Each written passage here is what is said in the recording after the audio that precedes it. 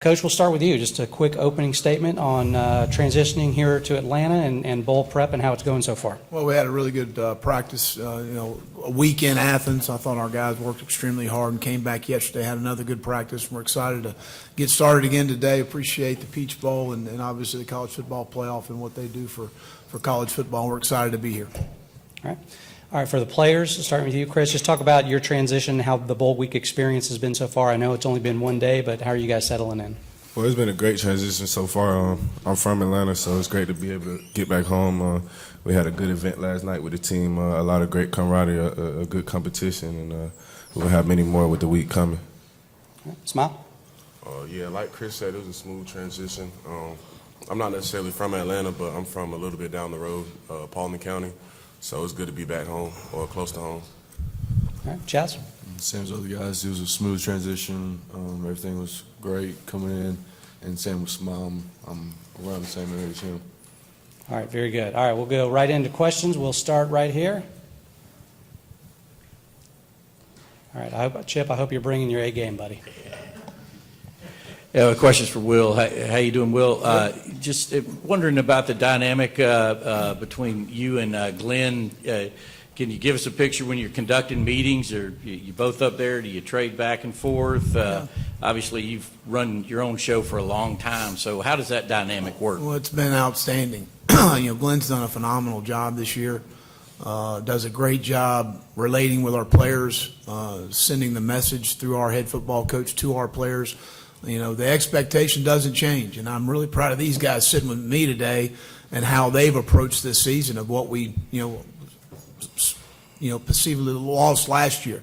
The guys that we lost on our defense and how these guys have handled this year. But Glenn's done an outstanding job. He's a really good football coach. We take turns as far as the installation process is concerned. But there's a lot of voices in the defensive room, starting with Coach Smart, myself, and we have an outstanding defensive staff. So it's not anybody running a one-man show. It's a lot of people involved in what we're trying to do, and obviously the expectation we understand on defense at Georgia to be elite. And that's what our goal is at all times, and we understand that. You leave your egos on the shelf and understand what you've got to do and what your role is in the organization to be successful.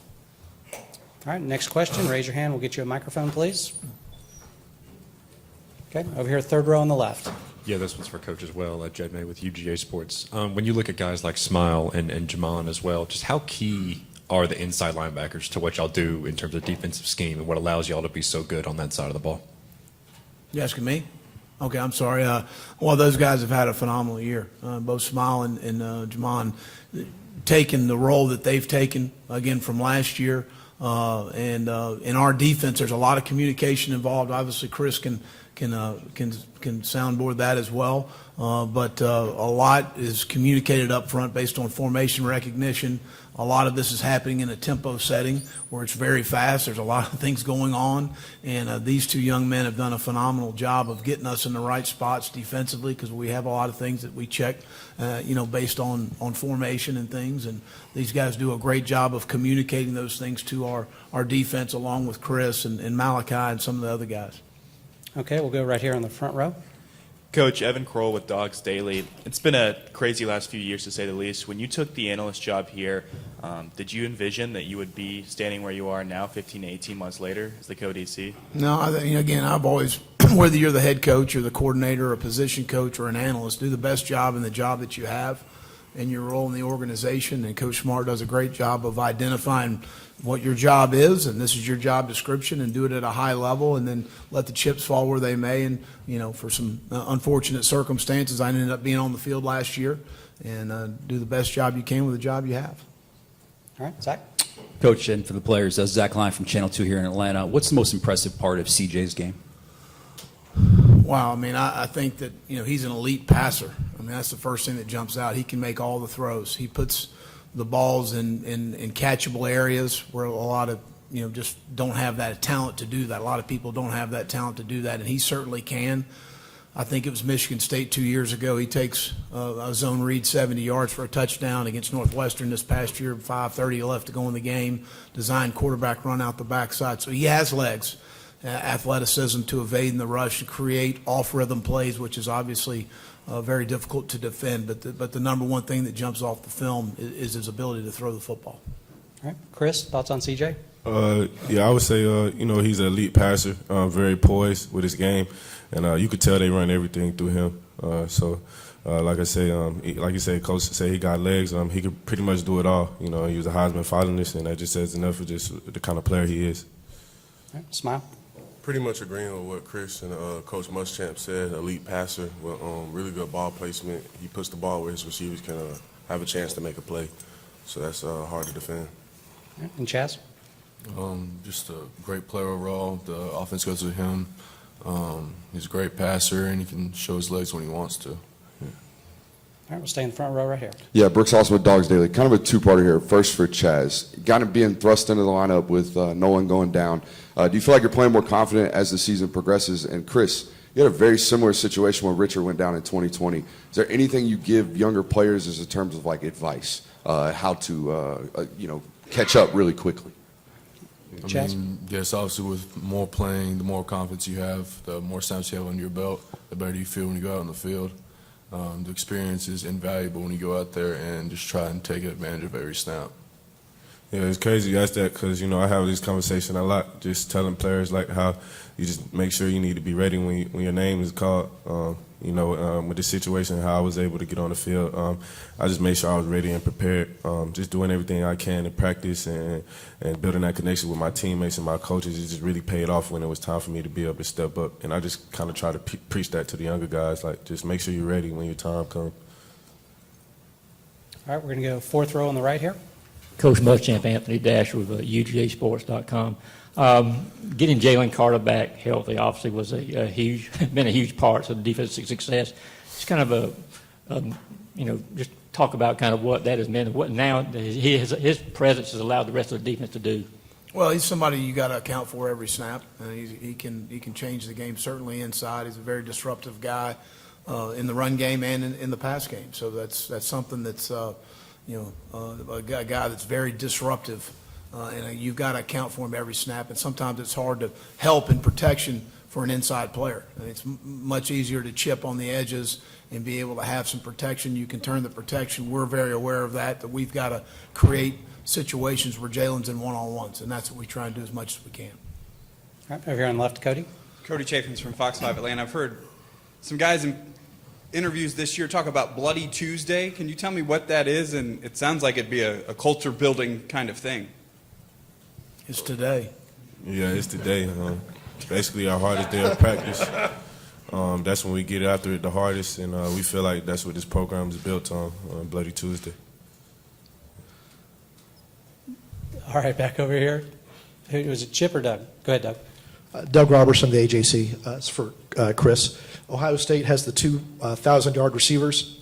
Are there any comparables to any other wide receiver tandems in the SEC you faced to those two guys?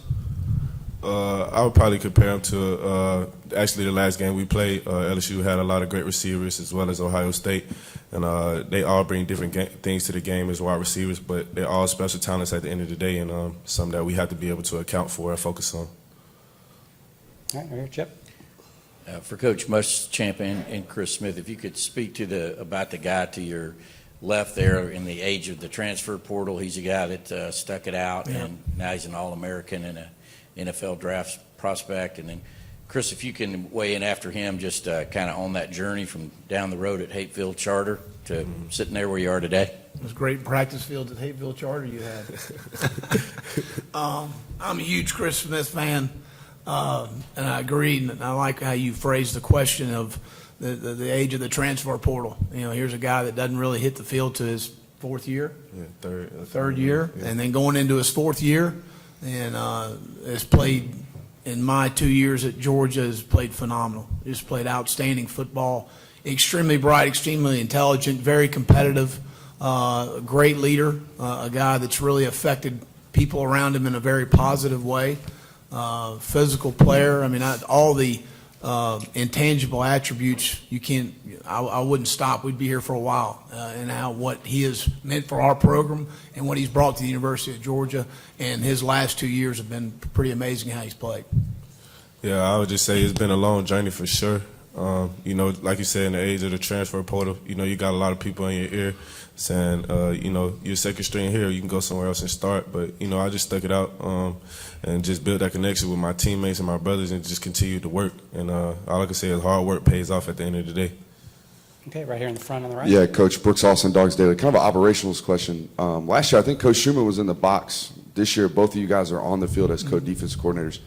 What goes into the decision of who's in the box, what's in the box, who's on the field, why we're on the field, all that good stuff? You know, what's best for our football team? I mean, there's a lot of things that go on from a standpoint of, you know, offensive personnel's on the field, who's identifying those things. You know, being on the field, a luxury we have is Coach Smart, a guy that's been, you know, defensively as good as anyone in the country for a long time. So you've got those eyes on the field, myself, Coach Schumann, Trey Scott, and then Chadera does a great job in the box as far as relaying the information. And that's kind of, you know, Brooks, to be honest with you, going in the first ball game, we didn't know how it was going to go. And it's gone well for us. We've had good information. The bottom line is us making the proper adjustments immediately and being able to get those informations by series so we can make sure our players understand the information and how an offense maybe is attacking us or something they may be doing different that we hadn't prepared for, and making sure that we're getting that information as quickly as possible. And that's the big part of that, and we're able to do a good job, and Chadera's done a nice job in the box of being able to get that information along with, you know, everybody on every play has something they're watching. And it's not just watching the game and watching the ball. When you got something you're looking at and making sure that we make the corrections when they occur. All right, over here on the right, Sarah. Chris, Sarah Spencer with the AJC. LSU had some success passing the ball in the SEC championship. Just as a secondary, what have y'all kind of been focusing on this month to get ready for this passing attack for Ohio State? We've just been focusing on our technique and our fundamentals with this about a month that we had been able to practice to get prepared for this game and just locking in on a game plan. You know, that game's in the past. You know, we didn't perform our best and we could perform better, and that's what we want to do for this game on Saturday.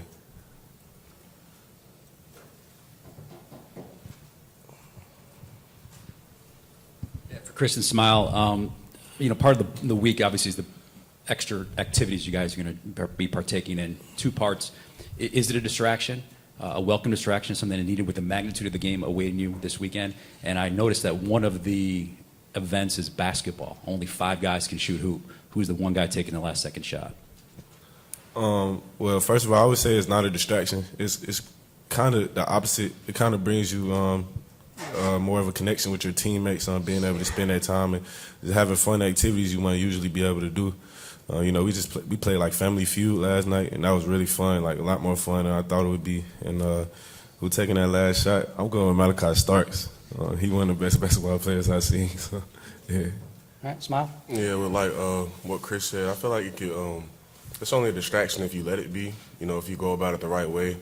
You know, it's just gonna be fun. You know, connecting with your teammates.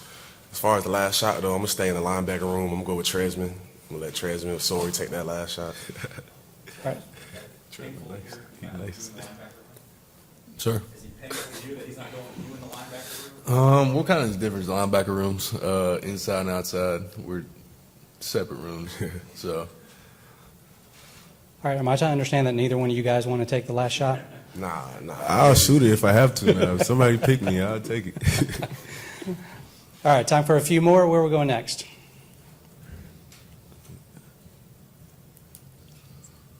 Oh, okay, over here on the left. Yeah, Will, I guess last time we talked to you, Malachi Starks hadn't done what he's done this year. Just from a former safety yourself, what has allowed him to come in and be so successful in his first season, you know, playing in y'all's defense? Well, he's very coachable. Obviously, God's blessed him with a lot of ability. He's a guy that Jefferson High School played both sides of the ball, was an option quarterback. So he only really played defensive back about half the time. And so there was a lot of firsts for him last spring when he came mid-year.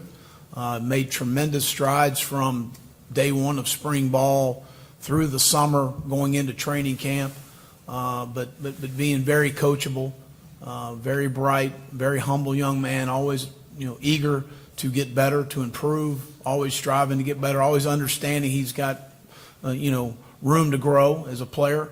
And Larry and Tisha, his parents, great family, great young man. And is had some really bright moments this fall. He really has done a nice job. But I think as much as anything, you go back to being very coachable and understanding the things he's got to improve on every day. And obviously, God's blessed him with some ability. All right, back to the front row on the right. Yeah, Coach, how advantageous is it, I guess, for Georgia to be able to stop teams from running the football without dedicating a lot of bodies to the box, kind of allowing them 4 downs and those 2 backers to handle their business and allowing your really good safeties to kind of control the passing lanes? Well, if you're able to play more split safety and be able to cloud the coverage a little bit for the quarterback, it certainly helps. And if you're able to do that with, Jalen and Naz and Zelo and those guys do a great job of controlling the line of scrimmage, and we're able to do that, that certainly is advantageous for you to be able to rush the passer with 4 guys rushing. Gives you a really good shot defensively, and that's key for that. And that's something that controlling the running game's been good. We got to continue to find ways to affect the quarterback. All right, next question. All right, over here, midway back on the left. I'll ask Coach Muschamp, last game out for Ohio State, their only loss of the year. Is there anything that you see on tape that Michigan did that you guys will try and do? Is there a blueprint there? Is there anything to that? No, we do what we do. But Ohio State's up and down the field in the first half. Michigan got off the field on 3rd down, and they had a couple turnovers.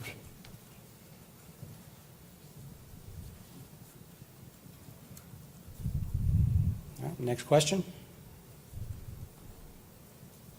All right, while they're thinking about it, I've got one for you guys. So this is your 3rd game in this stadium this season, which is really unusual. Curious if you guys think, is that really an advantage to you? Is there a greater comfort level for that? Do you feel that you have an advantage in any way? I wouldn't say it's an advantage. I feel like both teams going to be locked into the max, and we're not going to be worried about the outside. We're going to be worried about what we got to do on the field. So I don't think it's no advantage. Smael? Yeah, like Chris said, I don't necessarily think it's an advantage. I don't think it's an advantage at all. Playing wise, both teams are going to play hard. I mean, it's a 1-game season right now, so it's all or nothing. Sure. Coach, any thoughts? Matters who plays the best in those 60 minutes. Fair enough. All right. Now we're going to go back over here to Cody on the left. I'll ask you one more, Coach Muschamp. Can you take us back to January 1st, 93, and the Citrus Bowl, the only time Georgia's played Ohio State? What do you remember from that game? It was a good win for the Dogs, so we had a not game, but I guess a luncheon, and Herb Street got up and threw a pass across the room. I knew we had a shot to win. So make sure he knows I said that.